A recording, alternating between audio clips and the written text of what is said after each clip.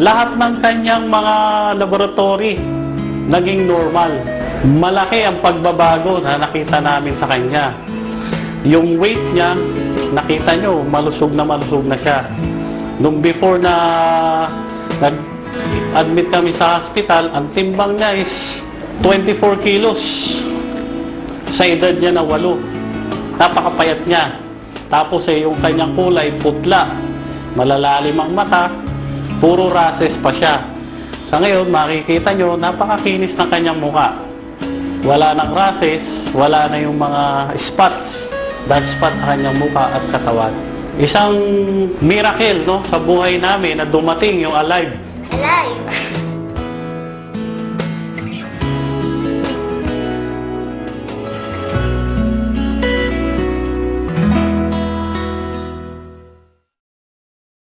Nagkasakit siya ng acute lymphocytic leukemia. Nalaman to nung July 2007. Nilagnat lang siya ng 5 days, dire-diretso. Pina-CBC ng doktor ko.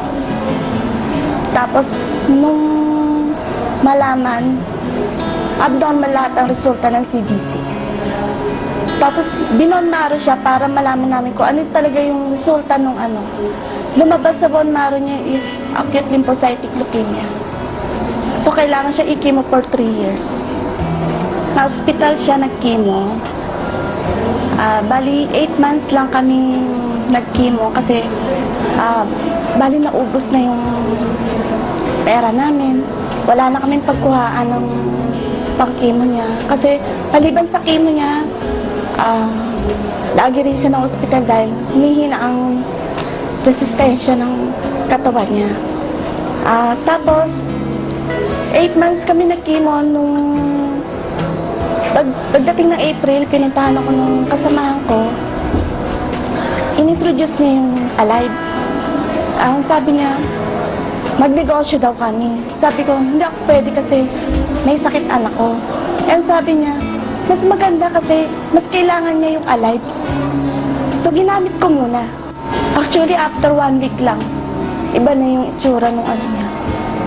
Nag-take siya ng 2 to 3 capsule a day. Tapos, minintain ko na lang, habang tumatagal, mga 2 months yun. Ngayon, ano na lang siya 1 capsule a day na lang siya. Tapos, after lagi ako nagpapa-CBC.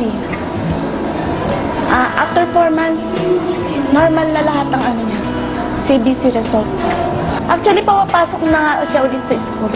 Pinapatotoo ko ang naging sakit ng anak ko. Nang dahil sa Alive, okay na po siya. Normal na po lahat ang result ng CBC niya.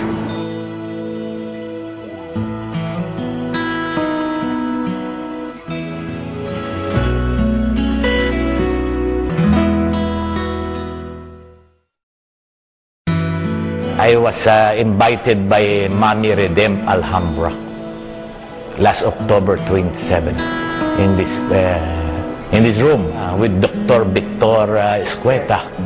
I'm taking Alive 30 minutes before eating, before breakfast, 2 capsules.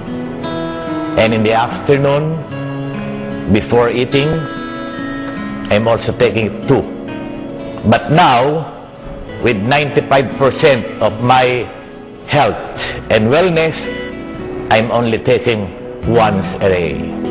After taking Alive for 3 weeks, the result is very fantastic and terrific. Upon undergone medical check-up, the result is great. The result of the complete blood count is almost perfect. Urinalysis is okay. Calcium is all right. Creatinine is also all right. I am very happy to announce that Alive is a very, very, very good food supplement with regards to my hypertension. 3 weeks ago, it reads 140 over 90, 160 over 100, but now it is fantastic. Go back to very, very normal, 120 over 80. And my uric acid, this is my problem. It's very high. But it is also improving. From 9, it becomes 8. And the normal is 7.5. My cholesterol is also normal, and my prostate, before it's 1.63, in taking alive, it becomes 1.49.